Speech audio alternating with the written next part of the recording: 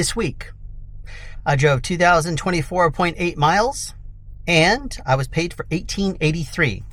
That is the Rand McNally estimate, which is what, about a short changing of 150 miles, and that was for 5 days. So, another interesting thing related to Rand McNally this week is that there was a load I had picked up from one place. I literally went from one place to another place. And I noticed later that I was paid for 3 miles. I remember when I put it in the GPS, it was 6.2 miles. But then, I mean, you had to go about 3/4 of a mile one way, and then you had to go, 5 point whatever miles it was on the road. So I said to myself, I wonder if I were to go and measure line of sight from one place to another on Google as the crow flies, what would it be? It ended up being 3.8 miles, which any school in America, or the world would rather, tell you that if you're going to round any particular direction, you would round up on 3.8 miles. So I can only assume that Rand McNally will say, no, it's 3 unless it hits over that 4 mark. Because otherwise, there is no reason in the world I can think of why 3.8 miles would be rounded down to 3 miles. Maybe it's like you haven't crossed over into the 4th mile yet, so we're not going to tell the company that it was 4 miles. 6.2 miles, it was, as the crow flies, 3.8 miles. So 6.2 miles as I drove it, 3.8 miles as the crow flies, which is a dot from the one place to a dot to the other place. 3.8 miles, and I was paid for 3 miles. So again, Rand McNally sucks, in my opinion. I have to say my opinion. I can't just say it sucks in general because, heaven forbid this multi-million-dollar company, sue me or whatever for my opinion. But I love their maps. I just cannot stand their program for IntelliRoute or whatever they call it. Anyway, let's get into what happened this week. First of all, the week I am going to be talking about was the Sunday before New Year's in 2024, going through the day after New Year's. So Thursday, January 2nd, 2025. Now, JB Hunt has a policy where they shut down on New Year's Eve. So that way, that due to the alcohol abuse and stuff that happens on the road, they want you to find a safe haven by about 6 p.m. on on New Year's Eve. And they start sending out messages saying, hey, we're going to be doing our shutdown in a bit. Go ahead and find a safe haven. Then by 7, they said, okay, you might want to find a safe haven. Then by 8, they're like, okay, you need to find a safe haven. By 9, they're like, you should be shut down by now. And then they started up again at either 5 or 6 a.m. I don't know, because I was off that day. Now, I would have normally worked. Last year when I worked for Schneider and I was driving over the road, I actually did drive overnight. I drove, and I think I went to Missouri. I can't remember exactly now, but I remember I drove and I got a chance to see my family. And then I drove, I think, up to Missouri. And then I left Missouri that night, if memory serves. And I called my family like an hour before they went out to do fireworks and brought in the new year. And I think it was Missouri that I was. And I drove from there over, I was going out west. So I drove to, Nebraska or something? I don't remember. But I remember driving through that time. And the roads were pretty clear. Now, JB Hunt doesn't want you driving during that time. Between about, ideally 6 p.m., definitely 9 p.m., and about 5 or 6 a.m. on New Year's Day because of the drunk drivers out there. I didn't really run into any of that when I was driving out west, but then it is their policy. I can't tell them that their policy is illogical or whatever because, hey, it's not my policy, number one. And they understand the safety aspect of their drivers on the road far better than I do. So for all I know, it could have been something where they just ran into an influx of a bunch of drivers that were having issues with collisions and drug driving encounters, and they decided to shut down, which sounds like a responsible thing to do. It may not be ideal from a money perspective if you've been with the company for less than a year and you're not paid for holiday pay, but hey, they will do what they want to do. Anyway, so I got in a week from today on Sunday as I was getting back to my truck, and right as I was shutting down, I got a message that I had been pre-assigned. So I was pre-assigned 2 loads. It was a drop at a Lowe's distribution center in Bessemer, Alabama, that was due 2 days previous, and a live load at an Amazon in Bessemer at 5:30 a.m. Now, most of the time, Amazons do not live load JB Hunt. So this could be a rare exception. I don't know for certain until I get there. But if it has a time like 5:30 a.m. and it says 5:30 a.m. to 5:30 a.m., that's your appointment time. You're supposed to be there for that. Now, I know that going out west into Alabama is going to be going from Eastern into Central Time. So when I started my clock up at midnight, I knew I was going to be driving about 3 or so hours. And by the time I picked up the load in Fairburn and started driving out west, I was going to end up jumping back in time for about an hour. And so I was expecting to get to the DC there at Lowe's in Bessemer, Alabama, and being able to drop and then hopefully get to Amazon and pick up. But lo and behold, guess what? The Lowe's doesn't open until 5 a.m. It didn't open until 5 a.m. So I pull up there and I jump out with the paperwork, and I noticed there were cones in front of the entrance. So I jumped out and I walk over and greet the guy, and he says, "Hey, you're here early." I'm like, well, maybe. I mean, but hey, either way, I had an appointment time saying that it was due here 2 days ago. He said, "Oh, no. I mean, we don't open up until 5. And I'm like, "What do you mean you don't open up until 5? He says, "We don't open our gates until 5 a.m.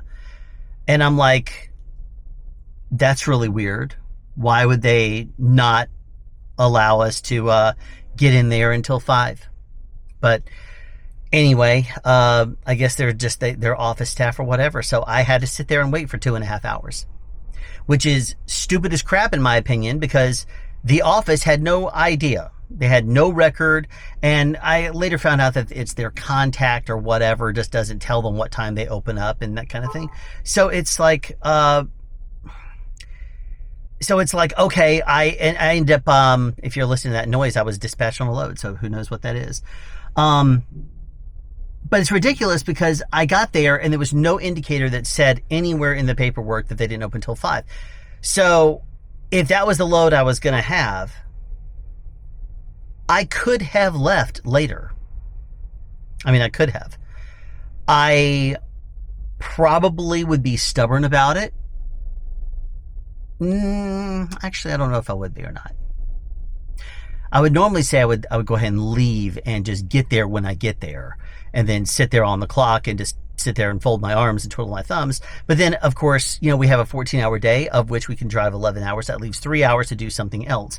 And I normally try to use my 3 hours for just 3 hours or less, and try to drive the rest of the time if I can. And so it's really highly annoying to me when I go someplace and I sit there for 2.5 hours of my day, which basically in this case chewed up all of my clock that was not drive hours. So by the time I got out of there, which I basically got there, and by the time they let me in, and I went up to their office and I got my trailer assignment where I was going to get my empty and got out of there and stuff like that. It was whatever time of night. It was like 5:41 when I got to the other Amazon. I remember that. So I got out there just right before 5:30, and I got to the other Amazon right at 5:41 because it wasn't very far. Interestingly enough, my GPS said that for like the 6 miles or whatever it was to get there, it was going to take 29 minutes to get there. I'm like, at 5:30 a.m., it's going to take me 29 minutes to go 6 miles? That's stupid. I don't know how that was, because Waze was telling me it's going to be about 10. I'm like, okay. Anyway, Waze took me the same exact direction as the company GPS, but for some reason, the company GPS was way off on the time. Yet another thing to not trust about it. Anyway, So I got to the Amazon,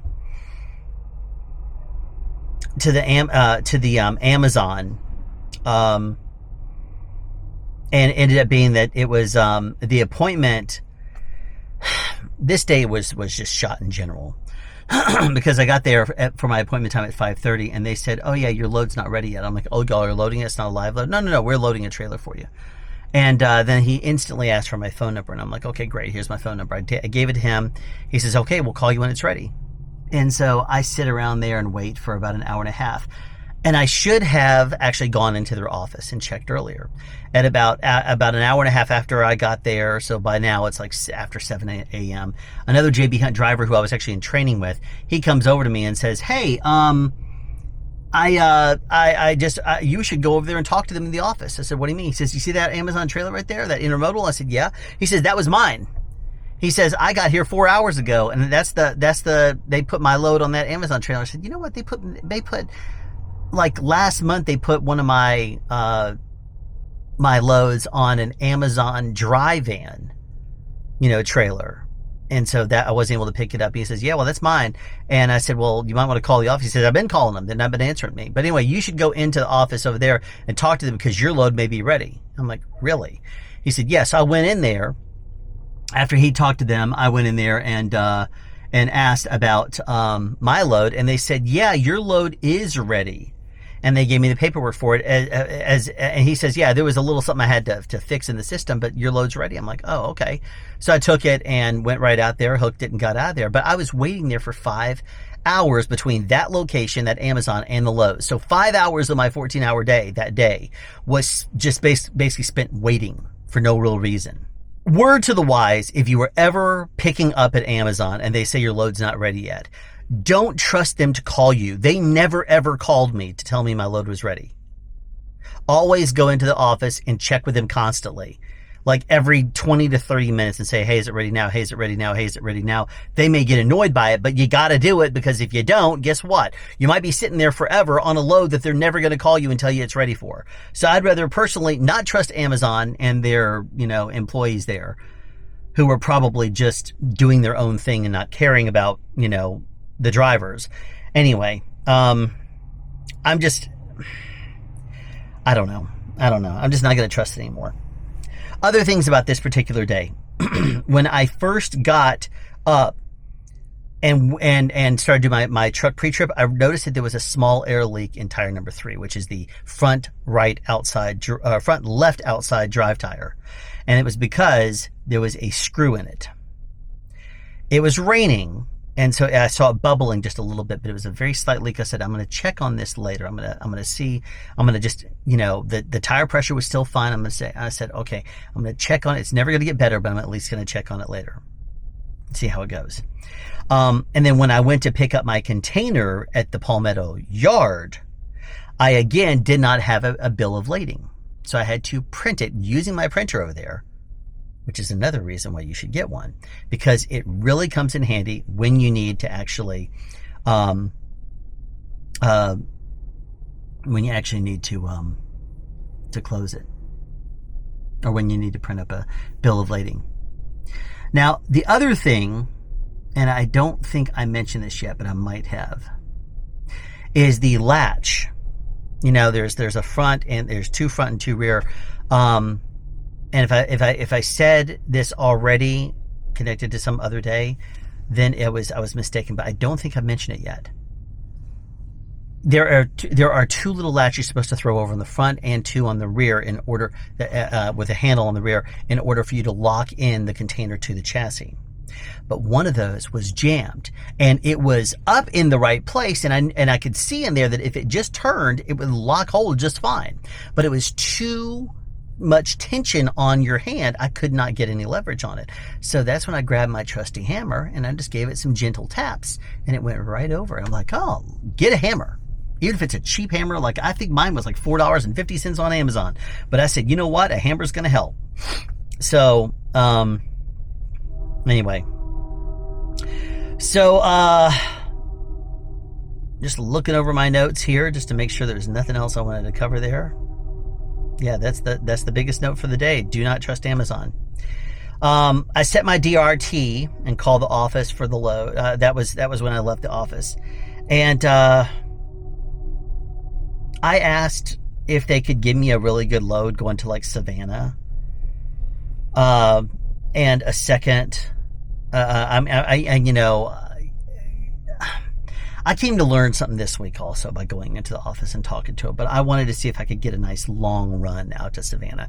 It's always great if I can go out south and over, as opposed to going up north through the city up to Charlotte, which is the same number of miles, like 250, because of the slow driving through all the construction in Carolinas, in both South and North Carolina. Most of it is South Carolina, but also you have to go through and around the city and up in there and then back, or going up through Tennessee, you have to go around the city, which isn't bad on the west side, and then you have to go up north. So I asked if I could, as I was approaching back, I would love nothing more than a drop off at the Fairburn yard and to be able to pick up another trailer that I'm probably not going to be able to get out of the city with, but I'm going to at least be able to shut down with my trailer connected, so that way I can leave with it straight up on my Tuesday. So headed back from Alabama, I was going to drop in the Atlanta rail yard. And luckily the planner had pre-assigned me on another load coming out of Atlanta, which is what I really wanted them to do. And it was not bad. It was not a bad load at all. It was going down to Garden City, which is in the Savannah, Georgia area. And it was just going to be a drop and hook whenever I wanted to get there. And I was like, fine. The issue I was running into is that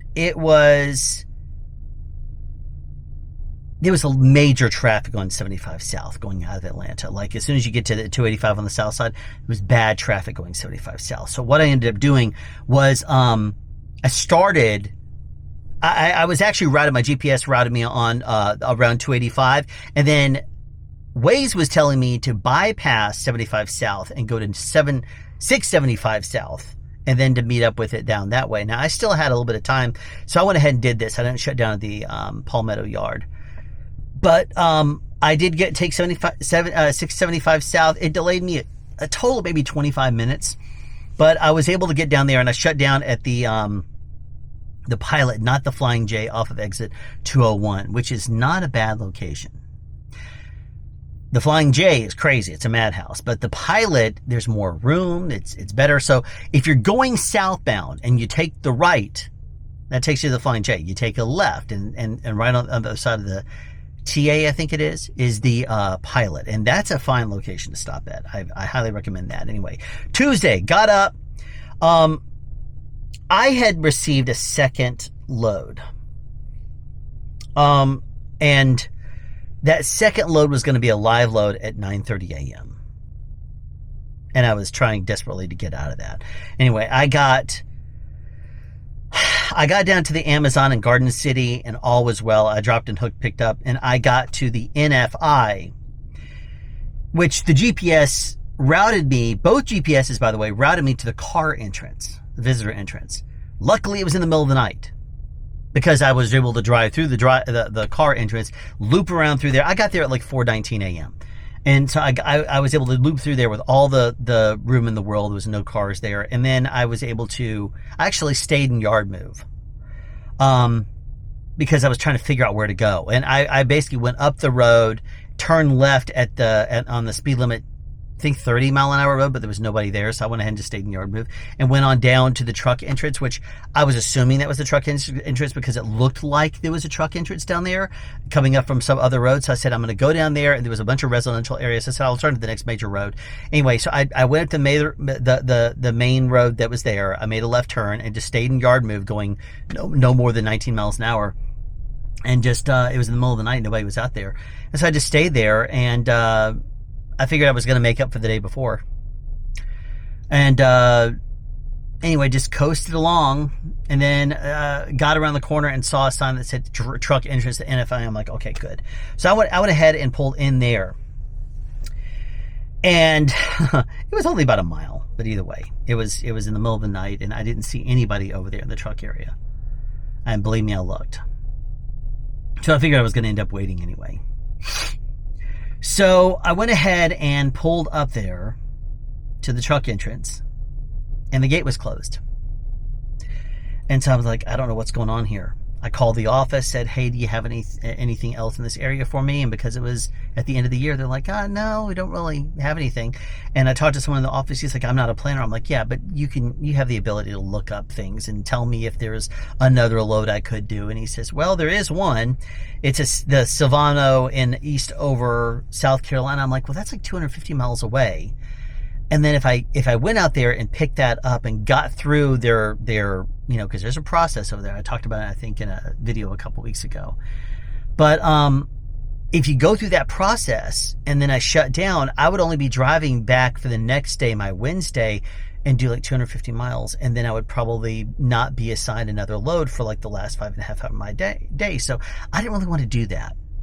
I would rather finish my day out there at the NFI, drive back to Atlanta, and then do another Savannah route and back, because that'd be about 500 miles as opposed to the 250 miles, knowing full and well they probably, because they didn't the last couple of weeks, have the ability to assign me something else with half my clock remaining, because they've been short on loads. So I said, you know what, I'm going to go ahead and say, you know what, keep me on this NFI one for right now, even though they're not open and I don't know when they open. They could, it was it was like 4:19 a.m. when I got there. It was after 5, and I'm like, I have no idea when they open. Anyway, so they went ahead and kept me on that NFI load, which was fine. Originally, he had actually taken me off of it and given me this. And I said, oh, no, I'd rather do the NFI because I don't want to go up there. Just leave me here, because if I spend 5 hours driving up there, then I could have picked up here. And he's like, okay, so... Anyway, it's better for the company anyway, for them not to send me 250 miles just to pick up something 250 miles back. So overall, it's better for me to have more miles, and it's better for them not to deadhead me for 250 miles. Anyway, so I just knew that would just chew up my clock, and I would be short extra miles this week, and I'd rather not do that. So anyway, I waited at the closed gate. I walked around there. There was one employee that was asleep at the car entrance, and another employee that was around there. And I asked her, when does security open up? And she's like, I don't know. They open at they'll let you in that entrance over there. I'm like, at the truck entrance? She's like, yeah, that's it over there that you're parked at. I'm like, okay. So I waited. Another box van pulled up behind me, and he told me that they are normally a 24-hour location, but on the weekends, they shut down on Sunday, and they don't open up until about 5:30, 5:45 a.m. on Monday. But they don't open up their gate. It actually ends up having to be the Port Authority Police Department that opens it. So I thought that was kind of interesting. Anyway, by 6 a.m., nobody was there. My digital clock was indeed running because I'd already clicked, arrived and whatever. So I'm just sitting here burning through my time at this point. And a police officer showed up at 6:15 a.m. to open the gate. Security at the gate was very slow, and by the time I got in there and showed the back of the trailer that was empty and got through there and wiggled all through their security, and they checked everything out, and they took my license and got me all the way through there. I've dropped off the empty, picked up my loaded, and I got all through their other security on the other side, and gave him my driver's license again for the check-in and that kind of stuff. And then they gave me the bill of lading and stuff. It was 7:15 a.m. So anyway, I stayed on top of my DRT.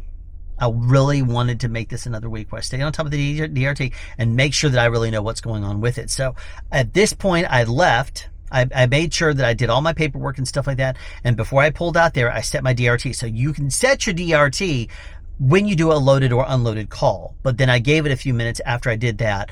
And then before I pulled out on the road, I went ahead and set my DRT again. Now, on my drive back, I pulled over twice to set my DRT also. And it had changed the second time. So I got back up there, and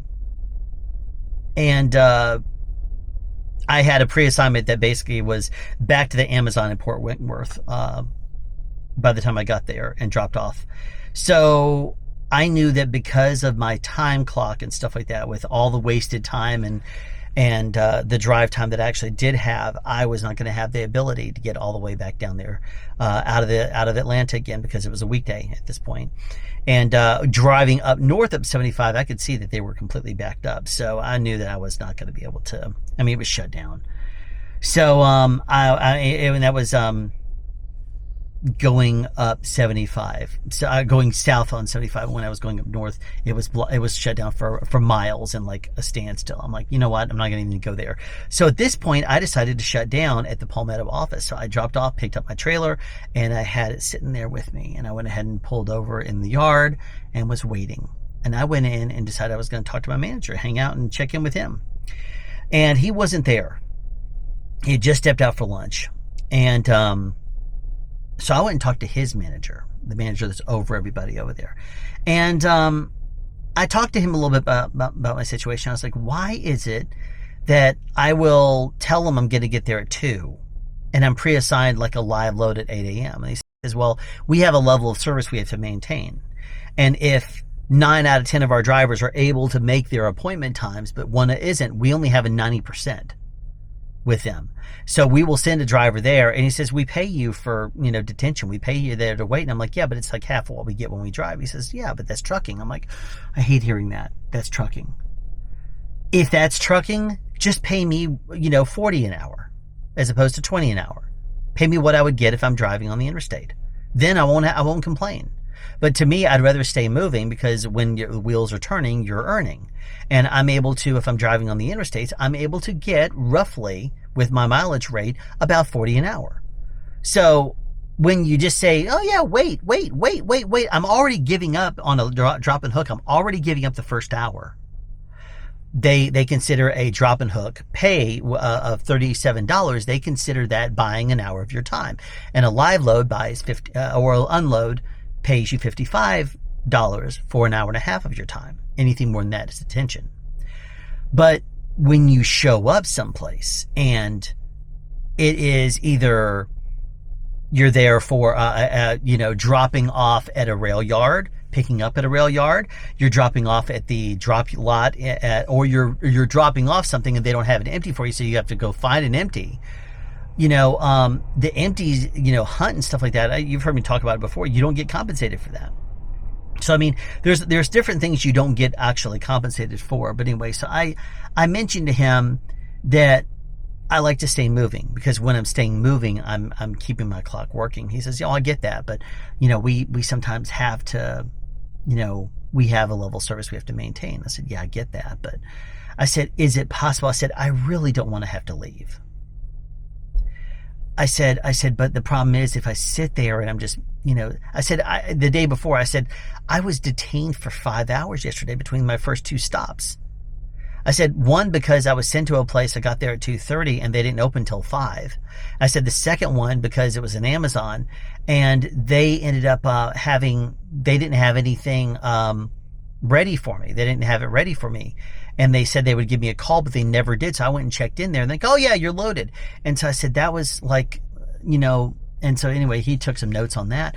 But I'm like, but that was like 5 hours of detainment, and 2 of those I give away because, it's the first hour of your time there, and the dropping and hooking only takes like 30 minutes if they're organized. And I said, I really don't want to have to leave, man. I really don't want to. But I said, if I keep getting these delays and I said, I don't understand. But he explained the level of service, and he says, you make your appointment times. So if we can send you someplace, even if it means waiting 2 or 3 hours before they open, we would rather have it there, so that way you're there to pick up when your appointment time is. So from a company perspective, they like that. If they like that, guess what? Pay us for it.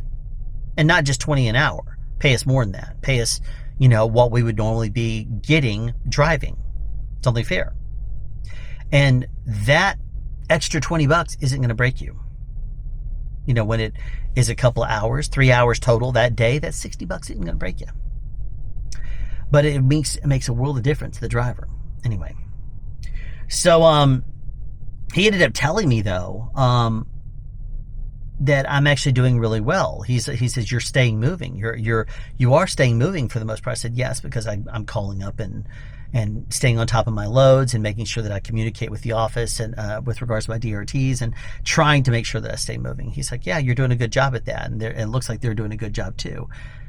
And I was like, well, sometimes I said those live loads that are just like at 8 a.m. or whatever hours after I'm getting there, and after they know I'm going to get there. He's like, yeah, well, I can send them a message and request that they try to give you less of those. I said, please. So anyway, I step away, and then I think of another question. I come back to ask him, and he says, oh, let me see if they have an answer for you. And then he said, they actually have a note here that says you refuse a lot of loads. He says they have a note that says you refuse a lot of loads, and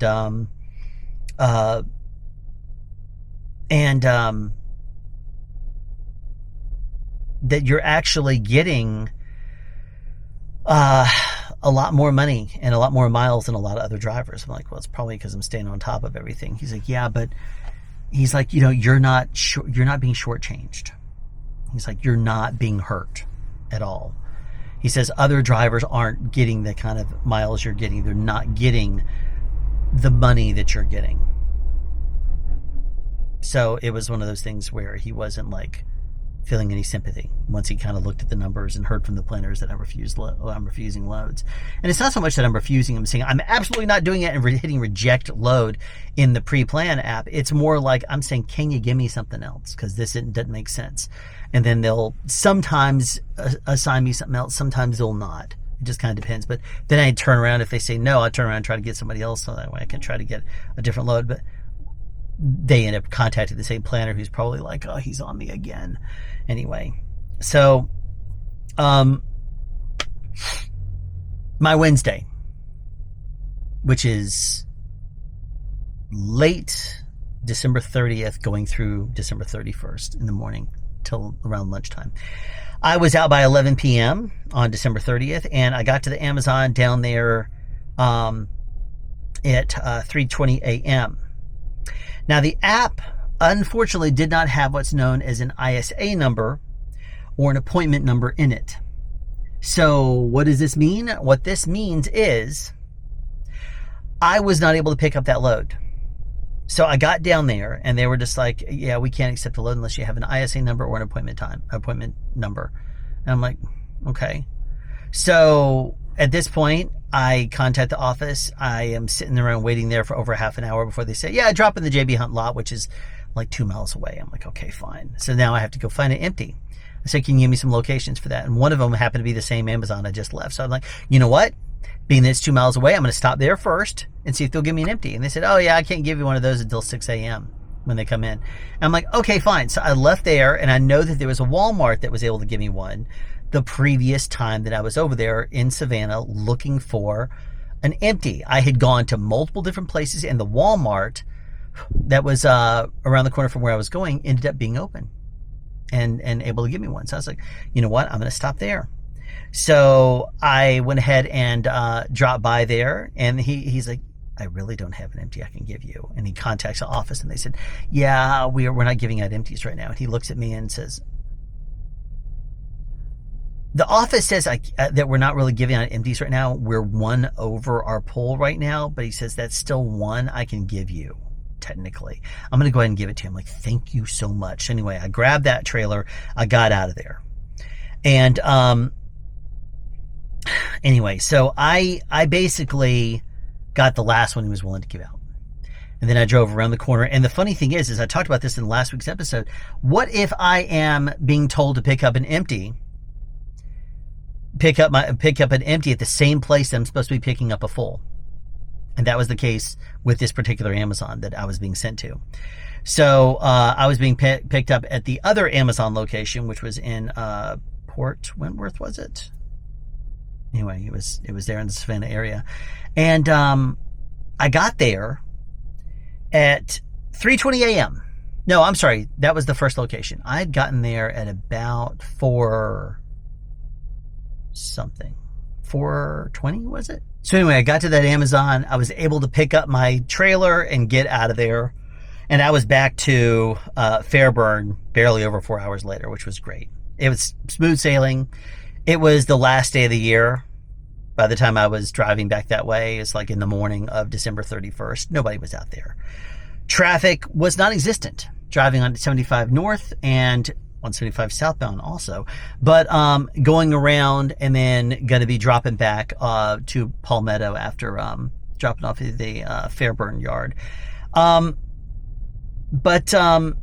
here's the thing. Even though my load was listed at that Amazon location as a live load or live load, they told me that they do not do live loads at all out of that Amazon location. I'm like, good to know, because that was the very first Amazon location I went to when I started driving for JB Hunt, and I showed up there early in the morning, and that was before I probably had an appointment time on that, but it was already ready. So I was like, okay.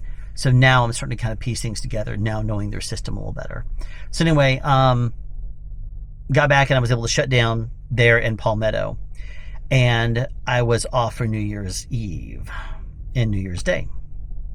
Now I set my DRT for 10 p.m. on New Year's Day. Because remember, they started back up at 5 to 6 a.m. on New Year's Day after the drunk driving and stuff like that craziness. So anyway, I could basically start at any time. You know, it wasn't like a clock, you know, I have to be off for 10 hours because I was off for, you know, over 34 at that point. And so I went ahead and started up. I got up. I was ready to go at like 9:45. So I got up and got out there to my location, which ended up being pre-assigned it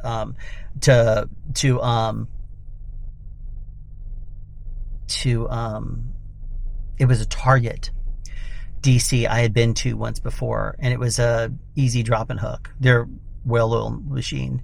So anyway, I got out there, and it was just south of Savannah, so it was good miles. And I got down there, got through their whole system, and got my empty, and then drove up for like 30 miles till I got pre-assigned back to the same Amazon that I had just been at, the one that told me they don't do live loads. Now, here's the thing. I arrived there just before 4 a.m. Little did I know, though, that this particular Amazon location shut down for New Year's. So there was nobody in the guard shack. I call the office and I say, hey, what's going on here? Why? I've been waiting around for 45 minutes messaging the office and nobody's been replying back to me. Why, you know, could somebody please contact this Amazon and say what's going on? You know, because I finally called them after sending messages on LBC and they never responded. And they said, yeah, we'll reach out to Amazon and see what's going on there. Because I didn't know if they might have just stepped away or what. You know, at lunch break, I wanted to at least be, you know, spend my time effectively. So after about 20 minutes, I started contacting the office. And they got back to me while I was on the phone with them. They said, oh, yeah, that location is shut down for New Year's. They're not opening up again until 8 a.m. I'm like, 8 a.m.? Because here's the thing. Remember, I left. I started back up again at 9:45. If they open at 8 a.m. and I pick up in a trailer, let's say they open right up at 8, and I get out of there at 8:30, and I rush my way back to Atlanta, I'm not going to get back there before 12:30, which violates my clock and means that I'm going to have to shut down and have all this crap of having to shut down someplace on the road and spend one of my home days sitting there twiddling my thumbs for 10 hours while waiting to start back up again.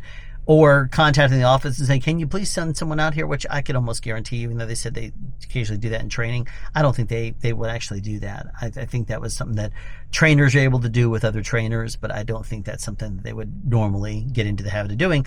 Otherwise, drivers would just violate their clock and then say, I need someone to come and save me. So anyway, I said, look, I can't wait until 8 a.m. for this load. I'll violate my clock. And they said, well, our planner doesn't come in until 6:30. So at 6:30, we'll look at you and see what else we can give you. And I'm thinking to myself, this is bad all over the place. Because if a planner comes in at 6:30, my clock expires at 11:45. If the planner comes in at 6:30 and says, you know what? I'm going to send him to another place that's 15, 20 minutes away, and then 30 minutes going through that whole system. So that's 6:30. That's now 7:15.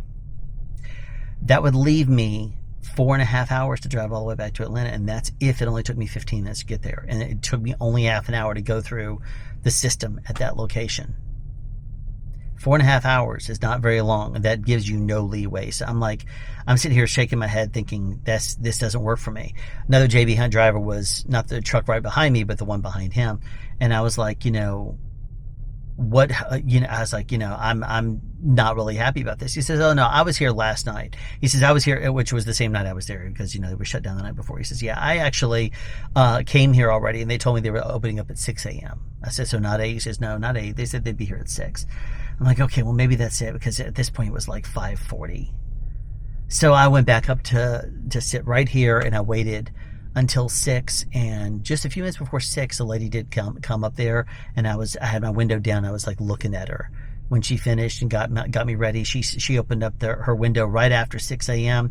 and got me on the road within half an hour. I mean, she gave me the paperwork. I went and picked up my trailer. I got out of there, and because by this point there was a long queue of probably 8 trucks behind me going up to the main road. Luckily, she was a well-oiled machine. She was very, very efficient getting us all through there. So by the time I got my trailer and I was starting to go back out again, she was on the ball enough to be able to say, well, need you to sign this one. Here's your paperwork. And I got out of there. But sitting there for like 2 hours, not doing anything, I will tell you this. At the beginning of the new year, they assign you a bunch of videos to watch. At the beginning of every month, they assign you a video to watch, maybe 2. But at the beginning of the year, they send you out quarterly videos too. And this one was talking about winter weather, and it was talking about the Smith system, and it was talking about all kinds of different things. There was one video that was 72 minutes long. It was a video series. It was 72 minutes long. And then there was like 4 other videos. And almost all of them are repeats of the same information they tell us constantly. And one of them, is it's talking about winter weather and talking about how you do not use cruise control if the road conditions are potentially freezing over or slick or something like that. And I know that the reason why they're telling us that is because they've had drivers in the past that put cruise control on. Now, I understand the negative aspects of that. In the past, I have had trucks that have the same speed when you put the pedal down, 65 miles an hour, as it does when cruise control, 65 miles an hour, with exception of the occasional Martin truck, which would give you the ability to tap up to 67 miles an hour in cruise control. Now, here's the thing. With the Martin trucks, that was the case. With the Schneider trucks, that was the case. With JB Hunt trucks, with the pedal, now day cabs are 65 on both pedal and on cruise control, but on the sleepers, 62 miles an hour if you use the pedal and 65 miles an hour if you use the cruise control. And this is unless you are a 1 million, 2 million, or 3 million, whatever, mile driver, in which case you get additional, like, if you're a 1 million mile driver, then you can use the pedal to 65 miles an hour and cruise control at 67. And it goes up from there. But in my opinion, one of the things I think some drivers are going to use cruise control if it gets them 3 miles an hour faster. Whatever the company says, the company can just, deal with it as far as they're concerned. I'm sure this is the way it is. And so in my opinion, if you wanted to make it where they have no excuses, I guess you could say, no, I want to try to get down the road. I'm going to just be in cruise control at 65 miles an hour, as opposed to me driving safer at 62. 65 miles an hour with cruise control, I don't want to use the pedal because it's only 62, even though it's a safe way to do it. JB Hunt, if you want to remove any excuse that drivers could potentially have for, using cruise control, then during the winter months, you should allow us to use the pedal and cruise control at 65. Just saying. You want to tell us that it's unsafe? I absolutely agree with you. But I also know drivers are going to want to get every little bit of speed, and if the roads are completely clear and they're salted, or they're just clear in general because it may be cold but not necessarily, freezing over or whatever, it's not the road condition isn't bad. But if you want us to not have cruise control on, then give us the ability to use the pedal at the full speed. And you're probably going to have less drivers that will do that. Anyway, just saying. So anyway, I was able to use my time efficiently, even though I was technically in detainment or whatever. I was able to watch my videos, which they do pay you for. So that was nice. I got out of there and back to Palmetto back to Fairburn and dropped off the trailer going back, and it was no traffic on the road again. So it was just smooth sailing all the way up to Fairburn, then went right over to Palmetto and shut down. Great. So it was nice. There's no big deals. I wish it was that way all the time. But the honeymoon is over. Now I'm starting a new week. It's going to be back to the old whatever it is. And I will be starting up again tonight. Instead of starting up at midnight, I went and talked to my manager when I left on Thursday. And I've gotten into the habit of saying, do you have any updates for me? And when he says, no, nothing at all. You saw the messages we sent through the OBC. I'm like, yep. I'm like, and then I always followed up with any videos to show me or any scoldings. And he'll look and say, nope. And so that's my general routine now, to say, any videos to show me your scoldings? Because the last videos they showed me, I remember telling you that I was like, you know what? Fine by me. You don't want me, if I'm creeping along trying to multitask and creeping along at 3 or 4 miles an hour in a customer site or whatever, and I'm in the middle lane of 3 and there's no one around me, and I'm looking and trying to get something on the app straightened up so that way when I get up there, they're organized. I don't care one way or the other. If I'm creeping along and stuff like that, that's not considered safe. That's fine. I don't care if I'm holding up the trucks or cars behind me by me just sitting there and driving on up there, stopping, pulling the brake, going into neutral, and saying, now I'm going to look at the app. I don't care if they're waiting an extra 30 seconds or whatever. If it means that the company is going to be happier with me and whatever, I am perfectly fine doing that. I don't care if they're delayed, for an extra 20 seconds, 30 seconds. If it means me not getting in trouble for it and having to shut down my clock early and wait for 6 hours for my manager to come in because they refuse to send me on another load because there's a safety concern with regards to me. And you know what? I don't want to end up touching the phone anyway when I drive. I don't want to have to do that crap. But if I'm creeping along, like there was, I think I mentioned this before, but if I'm sitting there in a customer site and I'm literally just creeping forward, glancing up, doing this number and whatever, I don't have to do that. And I have stopped. So not dealing with that anymore.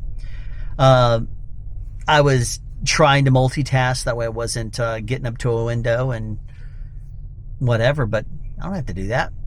I'm fine not doing that. So anyway, that's it. All right, that's it. So I guess I'm going to call it there and look at what my pre-assignment is and probably face palm and say, great. But anyway, tonight I talked to my manager and asked if I was okay starting before midnight. And he says, I don't care as long as you perform the same level of service to our customers. So if the pre-assignment I just got was to a place that has an open appointment time and I can pick up any time of the day or night or drop off, I'm going to start early. I have my DRT set for 10:30 p.m. tonight. We'll see what happens. Thanks for watching.